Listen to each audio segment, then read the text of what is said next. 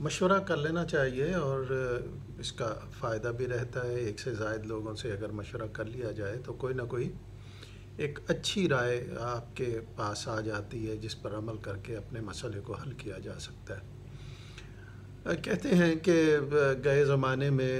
ایک درزی تھا، اس کی موت کا وقت قریب آیا تو ان کے بچوں نے اپنے مرتے ہوئے باپ سے یہ کہا کہ بتائیے ہمارے لیے کوئی ایسی وصیت کیجیے جس پر ہم عمل کر کے آئندہ کامیاب ہو سکیں۔ تو درزی نے یہ کہا کہ سوئی میں دھاگا چھوٹا ڈالنا۔ اب بظاہر یہ ایک ایسی وصیت نظر آتی ہے، ہنسنے لائق یا احمق سی نظر آتی ہے، لیکن جب آپ اس پر غور کرتے ہیں تو اس سے ہم ایک بہت بڑی دانائی حاصل کرتے ہیں۔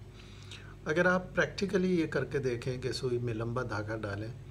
تو آپ کو دقت بھی ہوگی، دھاگا الجھ بھی جائے گا، آپ کو بار بار توڑنا پڑے گا،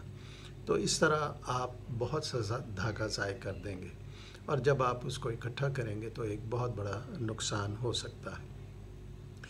تو ہمیں اپنی زندگیوں میں اس سے سبق لینا چاہیے، اور وہ سبق یہ ہے کہ ہم بہت سے چھوٹے چھوٹے ایسے فضول سے اخراجات کرتے رہتے ہیں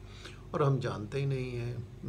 اور اس کے اثرات کوئی اپنے اوپر نہیں سمجھ پاتے کہ اس کے ہم پر کیا اثرات ہوں گے۔ تو لہٰذا ہمیں دیکھنا اپنے اخراجات کو چاہیے۔ ہمارے اخراجات کچھ بڑے ہوتے ہیں، کچھ چھوٹے، مثلا یہ چھوٹی چھوٹی سی کھانے پینے کی چیزیں، بچوں کو چیزیں لے دی گئی ہیں، اور اس طرح کی 100 طرح کی چھوٹی چیزیں ہوتی ہیں۔ اگر ہم اپنے ان اخراجات کو روک لیں تو ہم بہت سی رقم بچا سکتے ہیں جو ہمارے آئندہ کام آئے گی۔ تو لہٰذا ہمیں اپنی زندگی میں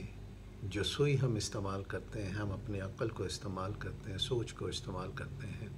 اور اس کو استعمال کرتے ہوئے جو عمل کرتے ہیں اس میں ہمیشہ خیال رکھنا چاہیے کہ ہم